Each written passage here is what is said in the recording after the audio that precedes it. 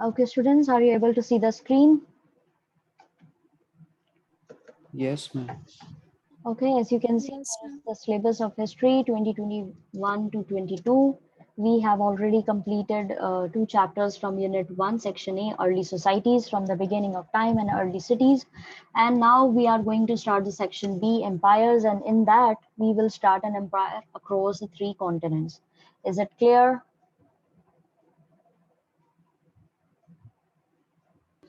Yes, ma'am.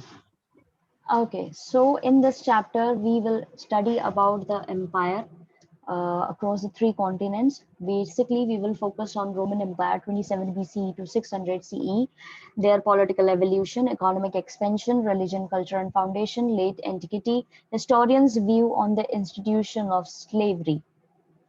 So now we will switch back to the chapter. Are you able to see the chapter, An Empire Across the 3 Continents on the screen? Yes, ma'am. Okay. Yes, ma'am.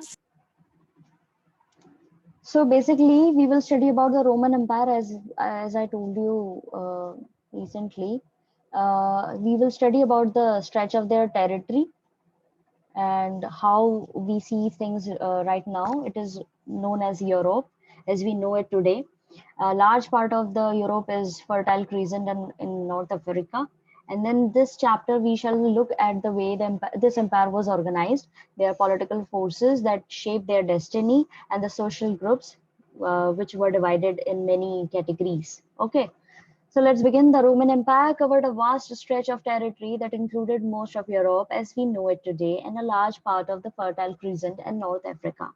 Roman empire जो है वो काफी दूर तक उसकी territory फैली हुई है और जो आज का जमाने का हमारा यूरोप है उसको हम इस तरीके से जान सकते हैं कि वो रोमन एम्पायर हुआ करता था और एक काफी बड़ा हिस्सा जो है वो फर्टाइल क्रीजेंट से लेके नॉर्थ अफ्रीका तक है नॉर्थ अफ्रीका तक है in this chapter we shall look at the way this empire was organized, the political forces that shaped its destiny and the social groups into which people were divided.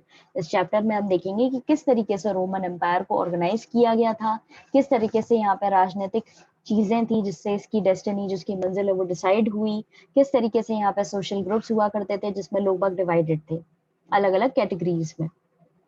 You will see that the empire embraced a wealth of local cultures and languages. आप देखोगे इस empire के अंदर काफी सारे local cultures हैं और काफी सारी languages हैं.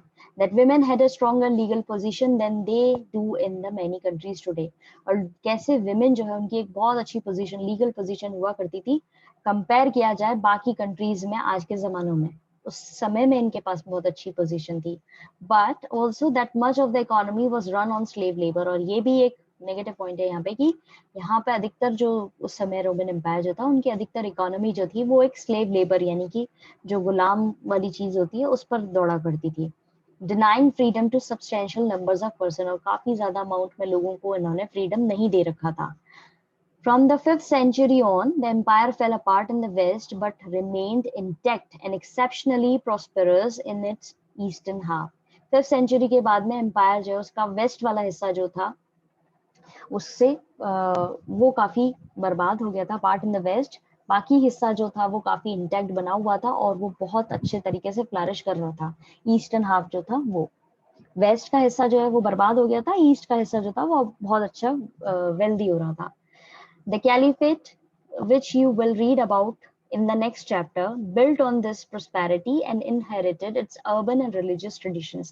Caliphate के बारे में आप next chapter के अंदर पढ़ेंगे, आपको पता पड़ेगा कि किस तरीके से वो prosperous हो रहा था उस समय में और उसकी जो prosperity थी वो कहाँ से आई थी, urban और religious tradition से आई थी. फर्स्ट पैराग्राफ के अंदर किसी को कोई दिक्कत आई है तो आप लोग पूछ सकते हैं. No, ma'am. Okay. What about others? Ayushi, Bhumika, Sahil and समीक्षा समझ आ रहा है या कोई दिक्कत है तो पूछ सकते हैं आप. नहीं तो आपको रिप्लाई करना है कि हाँ आउट ऑफ कर्टेसी कि हमें आ रहा है समझ में, we don't have any problem. Yes, ma'am. आ रहा है समझ No में. problem, ma'am. ओके, थोड़ा सा अटेंटिव रहेंगे और सब रिप्लाई करेंगे जब आपसे पूछा जाए. Roman historians have a rich collection of sources to go on, which we can broadly divide into three groups: text, documents, and material remains. अब Roman historians जो है उनके पास में काफी अच्छा collection है sources का, जो उन्होंने तीन कैटेगरी में डिवाइड किया है. पहला है टेक्स्ट, दूसरा डॉक्यूमेंट, तीसरा मटेरियल रिमेन्स यानी बची कुची चीजें जो बच गई हैं उसको लेकर के इन्होंने अपनी स्टडी करी है. Textual sources include histories of the period written by the contemporaries. These were usually called annals because the narrative was constructed on a year-by-year basis. अब जो टेक्सचुअल सोर्सेज हैं उसके अंदर वो हिस्ट्रीज हैं जो हर साल लिखी जाती थी, उसी के बेसिस पे वहां पर उसको सेट किया है. कई सारे नैरेटिव हैं जिसको बनाया गया है, लिखे गए हैं, उनको एनल्स बोला जाता है. Letters, speeches, sermons, laws and so on. और उसके अंदर क्या क्या चीजें आ रही हैं टेक्सचुअल सोर्सेज के अंदर?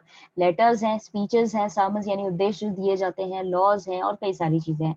डॉक्यूमेंट्री सोर्स के हिसाब से देखा जाए तो उसके अंदर मेनली इंस्क्रिप्शंस हैं और पेपियरी है. पेपियरी क्या होता है? एक पेपरस करके एक रीड लाइक प्लांट होता है जिसके जो उगता है, उगा करता था नाइल जो रिवर है इनकी उसके किनारों पर इजिप्ट के अंदर, और उसकी छाल पर ये लोग लिखा करते थे, तो उसको बोलते थे पेपिरस. तो डॉक्यूमेंट्री सोर्सेज के अंदर क्या आ रहा है? पहले टेक्सचुअल सोर्सेज के अंदर तो ये सब आ गए. अब डॉक्यूमेंट्री सोर्सेज के अंदर आ रहे हैं हमारी ये चीजें, इंस्क्रिप्शंस और papyri. Inscriptions were usually cut on stone. Inscription जो है बेसिकली स्टोन के ऊपर लिखे जाते थे काट करके उसको. सो अ लार्ज नंबर सर्वाइव, तो इसीलिए काफी सारे जो इंस्क्रिप्शंस है वो सर्वाइव कर पाए in both Greek and Latin, और ये लिखे जाते थे ग्रीक और लैटिन दोनों में ही. The papyrus was a reed-like plant that grew along the banks of the Nile in Egypt and was processed to produce a writing material that was very widely used in everyday life. Papyrus जो है वो एक read like plant होता है जो उगता था Nile नदी के किनारे इजिप्ट में, और उसको बाद में प्रोसेस करके एक लिखने लायक बनाते थे, उसको लिखने लायक मटेरियल बनाते थे, और वो रोजमर्रा की जिंदगी में बहुत यूज होता था. अभी तक इन लाइनों में किसी को कोई दिक्कत? No, ma'am. No, ma'am. No. Okay. Greek और लैटिन भाषा में लिखा जाता था, ये याद रखिएगा, मार्क कर लीजिएगा. Thousands of contracts, accounts, letters and official documents survive on papyrus and have been published by scholars who are called papyrologists. अब जो लोग इस चीज की पढ़ाई करते हैं उनको पेपरोलॉजिस्ट बोला जाता है, स्कॉलर्स को. कई सारी हजारों कॉन्ट्रैक्ट्स हुए, कॉन्ट्रैक्ट जो बनाए जाते थे उस जमाने में, अकाउंट्स हुए, लेटर्स हुए, ऑफिशियल डॉक्यूमेंट्स हुए, वो सर्वाइव कर पाए हैं इसी पेपरस पर, और उनको पब्लिश किया स्कॉलर्स ने जिनको बोला जाता है पेपरोलॉजिस्ट. Materials remains include a very wide assortment of items that mainly archaeologists discover. अब कई सारे जो material remains जो थर्ड कैटेगरी है उसके अंदर काफी वाइड वेराइटी मिली है इनको, उसके अंदर जो आर्कियोलॉजिस्ट ने उसको डिस्कवर किया है.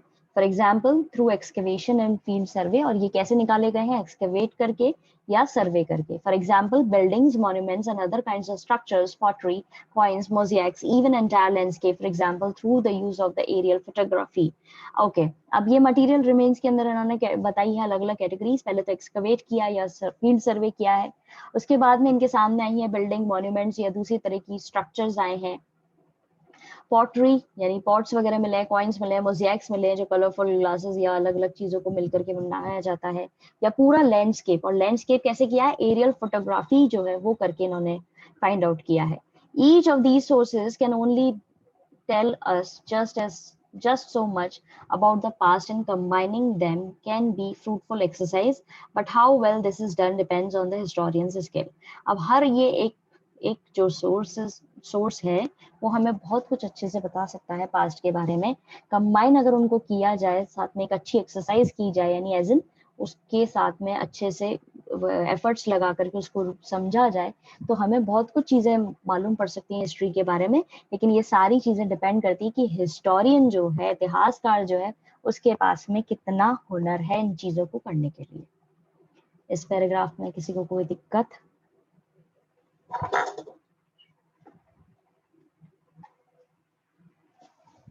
No, ma'am.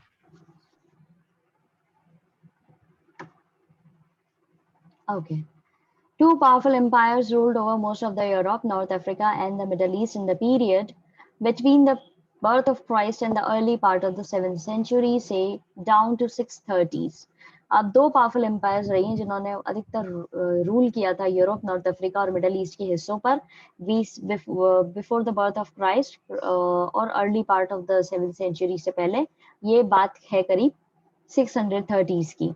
The two empires were those of the Rome and Iran. अब ये जो दोनों ही एम्पायर हुआ करती थी, एक थी रोम की, एक थी ईरान की। रोम और ईरानियंस जो थे वो राइवल्स थे, यानी दुश्मन थे, और and fought against each other, और वो लड़ा करते थे for much of their history. अधिकतर जो इनकी हिस्ट्री है उसमें इन दोनों ने काफी लड़ाइयां करी हैं। देयर एम्पायर्स ले नेक्स्ट टू ईच अदर। दोनों के एम्पायर्स एक दूसरे के आसपास ही थे, separated only by a narrow strip of land that run along the river of the Euphrates. और दोनों ही एम्पायर्स को एक बीच में छोटा सा लैंड जो है वो काटा करता था, और बीच में ही नदी बहा करती थी, Euphrates. In this chapter, we shall be looking at the Roman Empire, but we shall also refer in passing to Rome's rival Iran. इस चैप्टर के अंदर बेसिकली हम रोमन एम्पायर के बारे में पढ़ेंगे, लेकिन जहां जहां जरूरत पड़ेगी वहां जो इसका राइवल दुश्मन था ईरान एम्पायर, उसके बारे में भी जानकारी मिलती रहेगी. If you look at the map, you will see that the continents of Europe and Africa are separated by a sea that stretches all the way from Spain in the northwest to Syria in the east. अगर आप ये map जो है देखेंगे इसको ध्यान से, तो आपको मालूम पड़ेगा कि एक सी जो है इन दोनों ही एम्पायर्स को सेपरेट कर रहा है, स्पेन से लेके सीरिया तक। स्पेन से लेके सीरिया तक ये फैला हुआ है एक सी जो इनको अलग कर रहा है. Where is Syria and where is Spain? Are you able to see Syria and Spain?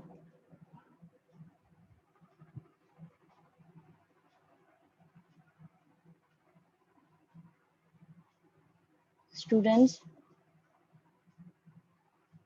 No ma'am, मिल नहीं रहा है इसमें. इजिप्ट वाला एरिया इधर हो गया, नाइल जो है वो इधर बह रही है, तो यहाँ से लेके इस तरफ आएगा ये okay ma'am. Mediterranean sea. Students, Ayushi, Bhumika, Sahil and Samiksha, are you able to hear me? Am I audible to you? क्या सुन पा रहे हैं आप मुझे? Yes ma'am. तो मैंने अभी कुछ पूछा, Yes. उसका जवाब देना होता है आपको.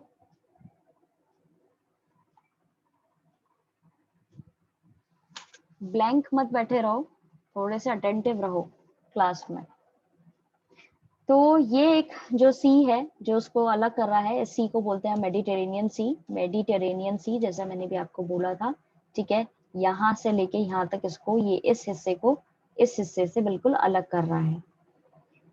It was the heart of the Rome's empire. ये एक तरीके से ये जो सी है ये हार्ट हुआ करता था रोम एम्पायर का. Rome dominated the Mediterranean and also the regions around the sea in both direction, north as well as south. Rome जो है डोमिनेट करता था सी को, मेडिटेरेनियन सी को, और इसके नॉर्थ और साउथ में जो भी हिस्सा थे, जो भी रीजन्स थे, उनको भी ये अपने अंडर में रखता था, दोनों ही डायरेक्शन में.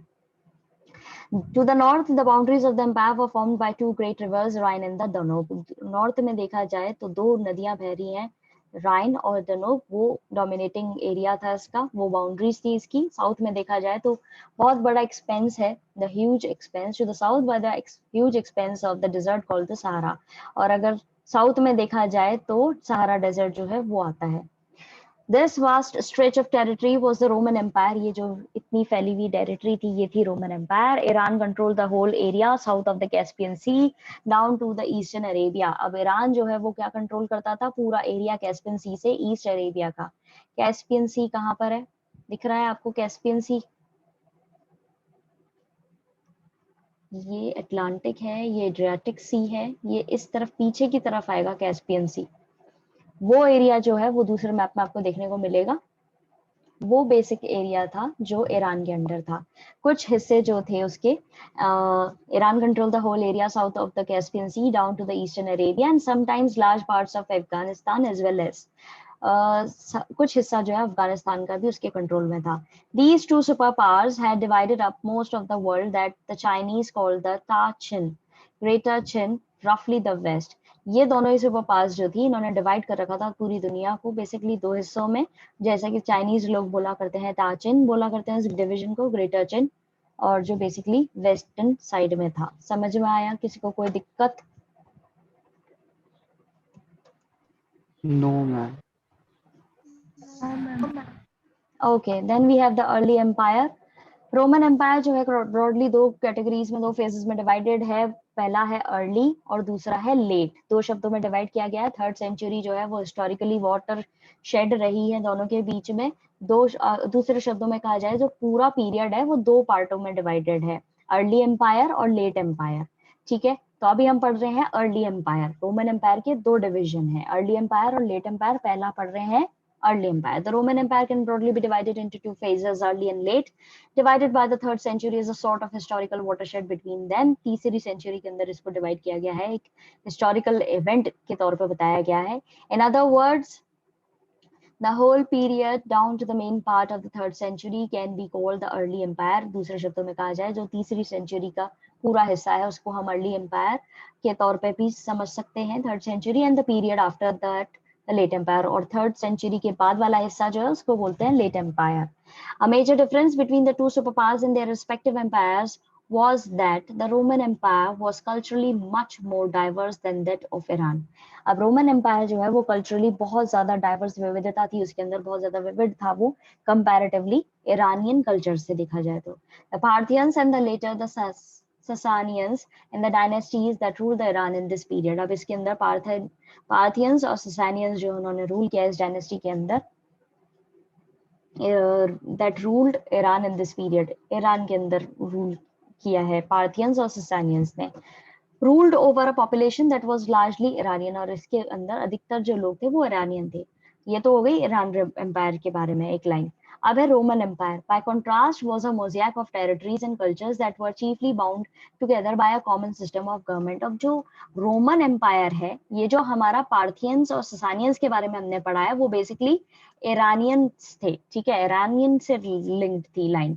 अब रोमन एम्पायर जो था उसके अंदर बहुत ज्यादा टेरिटरीज थी, मोज़ेक था वो टेरिटरीज का और कल्चर्स का, उसके अंदर बहुत सारी अलग अलग डाइवर्सिटी थी, और उन सबको कौन कंट्रोल कर रहा था, किससे जुड़े हुए थे वो सब, एक कॉमन सिस्टम से, और वो था गवर्नमेंट का। Many languages were spoken in the empire. Roman empire के अंदर बहुत सारी भाषाएं बोली जाती थी, but for the purpose of administration, Latin and Greek were the most widely used. लेकिन ऑफिस वर्क से रिलेटेड, सरकार के काम से रिलेटेड सिर्फ लैटिन और ग्रीक भाषा का इस्तेमाल होता था। Indeed, the only languages, यही दो ही लैंग्वेज हुआ करती थी important. The upper classes of the East spoke and wrote in Greek. जो अपर क्लास के लोग थे वो लिखा भी करते थे और बोला भी करते थे ग्रीक, और जो ईस्ट के लोग थे ना अपर क्लास के वो लोग, और जो वेस्ट साइड के लोग थे those of the west in Latin, and the boundary between these broad language areas ran somewhere across the middle of the Mediterranean between the African provinces of Tripolitania, which was Latin speaking, and Cyrenaica, Greek speaking. अब अपर east के लोग बोल रहे हैं Greek, लिख भी रहे हैं बोल भी रहे हैं। वेस्ट के लोग जो है वो लिख रहे हैं और बोल रहे हैं लैटिन भाषा। इनके बीच में बाउंड्री जो है, एक बहुत बड़ी जो लाइन थी वो थी मेडिटेरियन सी की, जिसमें अफ्रीकन प्रोविंसेस थे, अफ्रीकन एरियाज थे, से वो कहाँ के थे, ट्राइपोलिटेनिया के, ठीक है, जहाँ पे लैटिन बोली जाती थी, और साइरेनेशिया के जहाँ पे ग्रीक बोली जाती थी। जैसा कि हमने ऊपर पढ़ा है कि इन्होंने कुछ हिस्सा अफ्रीका, नॉर्थ अफ्रीका का भी था, तो उसी हिस्से के अंदर की डिस्क्राइब किया है कि बाकी ईस्ट और वेस्ट में कौन सी लैंग्वेजेस थी, और जो अफ्रीकन साइड थी उसके अंदर कौन सी लैंग्वेज जो है ये बोल रहे हैं। All those who lived in the empire were subjects of a single ruler. जो लोग सब रह रहे थे उस एम्पायर के अंदर वो बेसिकली एक सिंगल रूलर ही उन पर रूल कर रहा था, द एम्परर। इसको बोला जाता था the emperor, the regardless of where they lived and what language they speak. अब कोई फर्क नहीं पड़ता कि वो कहाँ रह रहे हैं, लेकिन वो अगर एम्पायर का हिस्सा है वो क्या लैंग्वेज बोल रहे हैं उससे भी कोई फर्क नहीं पड़ता, वो किसको एंटाइटल्ड है, उस एम्परर को एंटाइटल्ड है। समझ में आया? किसी को कोई दिक्कत? No ma'am. No, ma'am. Okay. अब ये जो रेजिम स्टैब्लिश किया गया था वो ऑगस्टस के द्वारा स्टैब्लिश किया गया था। पहला एम्परर था 27 BCE का, जिसको प्रिंसिपेट भी बोला करते थे। ऑगस्टस जो है वो एक सोल रूलर था और अकेला सोर्स था अथॉरिटी का, यानी अधिकारी वही था। फिक्शंस की वजह से ये अभी तक अलाइव है, यानी इसके बारे में चीजें जो है वो अलाइव है, जिंदा है, और ये एक लीडिंग सिटीजन्स के तौर पे देखा जाता था, बट एक एब्सोल्यूट रूलर के तौर पे नहीं देखा जाता था, जैसे कि लैटिन में लिखा हुआ है।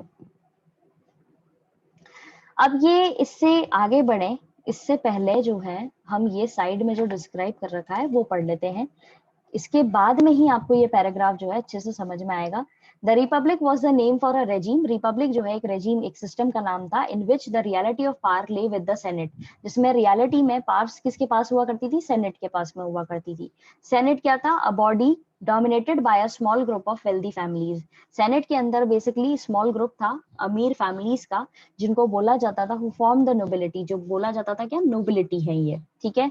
सेनेट बोला जा रहा है, डोमिनेट कर रहे हैं उसको एक स्मॉल ग्रुप, वेल्दी फैमिलीज जो थी, और बेसिकली वो नोबल लोग थे।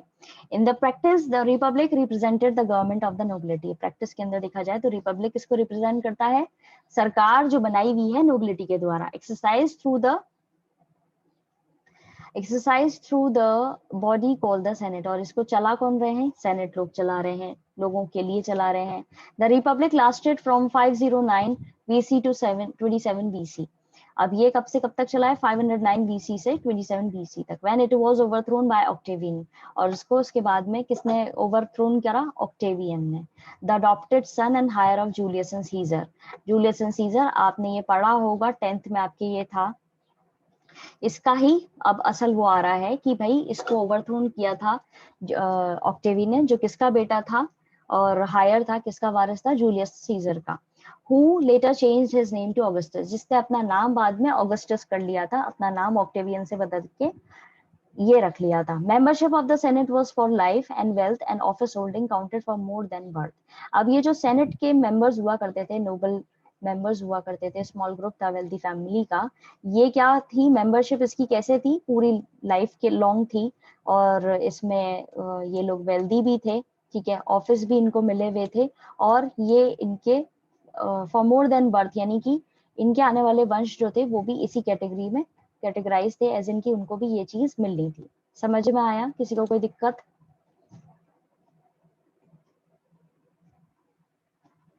No ma'am. No. Okay, No, so ma'am. That's it for today. आज हम इतना ही करेंगे। Will discuss all of your problems related to these topics in next class, which will be on Monday. Please conjure up your problems. We'll discuss your problems, and till then, have a nice day ahead, students. God bless you all. Stay fit, stay healthy, and keep reading.